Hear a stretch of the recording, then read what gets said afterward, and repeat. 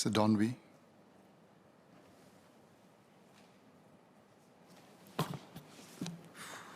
Mr. Speaker, sir, I rise in support of the bill which seeks to reduce packaging and food waste. Consumers and SMEs are understandably concerned about higher costs as a result of the new legislation. Allow me to share some of their specific queries. Supermarket outlets whose operators have an annual turnover of more than $100 million will be required to impose the minimum 5 cents charge per carrier bag for purchases made. Does this charge apply to convenience stores like Cheers and 7-Eleven, which are related to the NTUC Fair Price and Dairy Farm groups respectively? May I clarify, for online orders of groceries by these supermarkets, will the charge also apply to the deliveries made? Mr. Speaker, sir, in Mandarin. 我国有约80%的住户住在政府组屋，大约16%住在公寓，而新加坡人习惯将垃圾放入塑胶袋中，然后再扔进垃圾槽。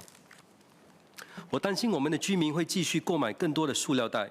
如果他们大量购买，每个塑料袋的价格可能低于5分钱。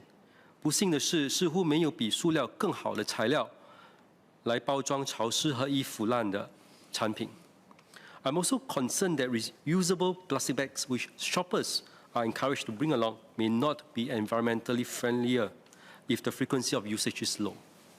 Next, regarding the beverage container return scheme, does the scheme operator have the flexibility or room to exercise creativity to entice consumers to recycle plastic bottles and metal cans, such as by refunding the deposits and topping up in the form of supermarket vouchers in the event the scheme operators are partnering with the supermarket chains, which have a better network of outreach so as to improve the recycling rate?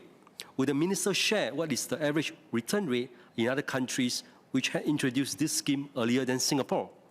I would also like to ask how much space does a single returning point take up and what would be the estimated monthly cost to operate a returning point? How will the ministry ascertain the success of this scheme? Will the scheme be funded by taxpayers' money? Are there any government grants that beverage producers can tap upon to minimize producer fees, which may be passed on to consumers eventually?